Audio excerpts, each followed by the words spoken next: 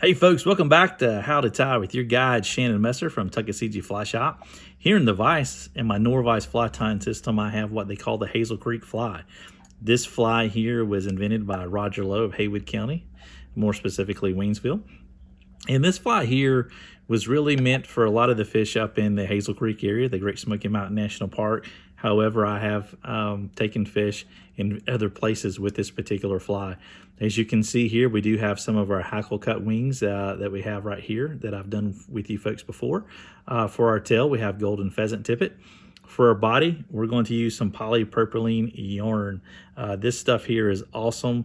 The older stuff from a long time ago is a lot different than the stuff we get today. However, the modern stuff will work. I actually like the older stuff. And for our hackle, we have a Grizzly and a brown hackle of your choice in there. And I'm just tying this here on a size 12 hook. Great fly pattern and something I hope that you folks will enjoy seeing me tie, and hopefully something you guys will try yourself. So here in my Norvise, I'm going to put in our size 12 hook. I'm going to get that secured in there like so. And whammo, just like that. Bet your vise can't do that unless you got a Norvise. The thread I'm using is going to be Vivas in a pale yellow. It's a 10-0 thread.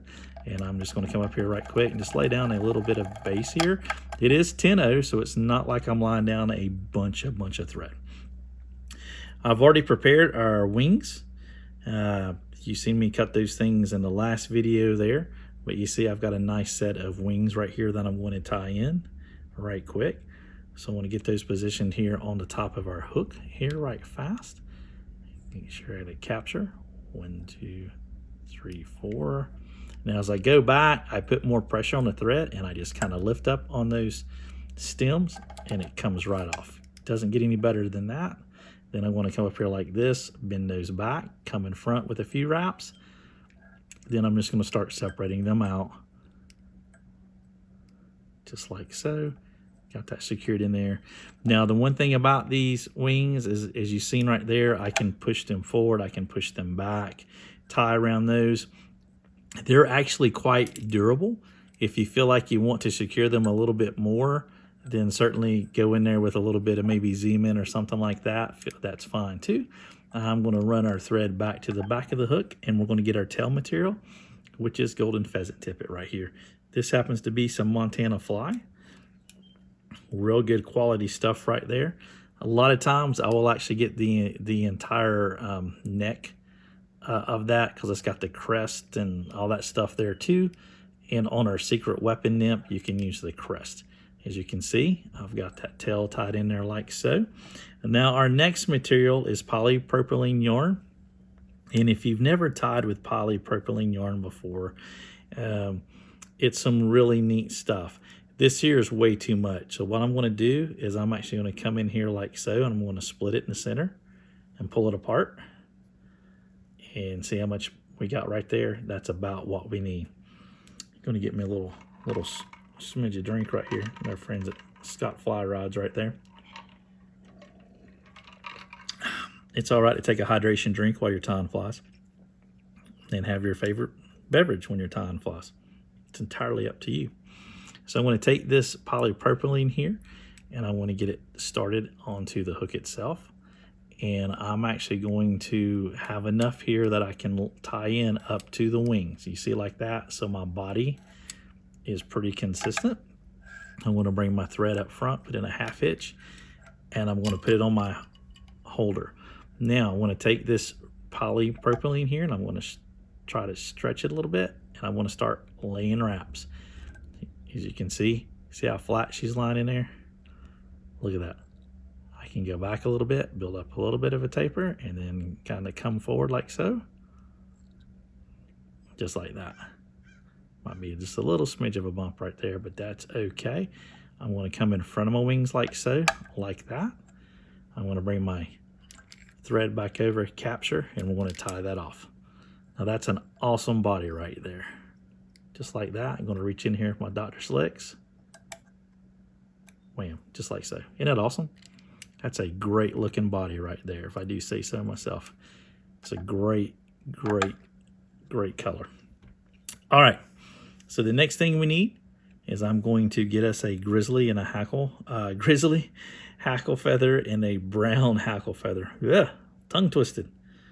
I promise you, it's just a little bit of soda in that container. Got both these here sized up already. I'm going to lie those in here. I want to capture those stems. Going to come in front, get that right there as well. Boom, boom, boom. Get that. Got a little bit of a bump right there. We're going to go ahead and smooth that out. So we got us a nice ramp. Here we go, like so. A little bit delicate work right here. You see I just broke my thread. That never happens. It really doesn't happen that much with the Vivas, to be honest with you. Go ahead and get that captured.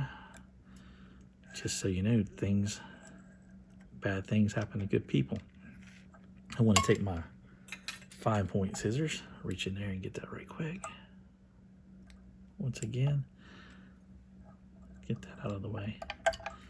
See, I think I made a joke that my thread never broke one day. And there we go. Get that out of the way right there. There we go. See? It happens to everybody. That's all right. That's okay. We'll get it cleaned up anyway. All right. Another half hitch. That's why you put those half hitches in there for redundancy. Gives you a little thing. So, all right. So I'm going to grab both my hackle feathers here. I'm going to start rotating that forward. 1, 2 in the back. And then come in front. Move my wings out of the way. Oops, I hit my light right there. I'm sorry. I try to move it so it doesn't blind you guys. I'm going to make one more wrap, just like so. Bring my thread back over. I want to capture those hackle feathers. Do it one more time. Boom, boom. Take my half hitch tool here.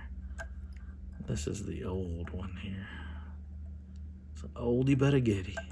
Get that back out of the way. Make sure we get to the eye of our hook. It looks good. I want to come in here with my Dr. Slick scissors. Trim those stems.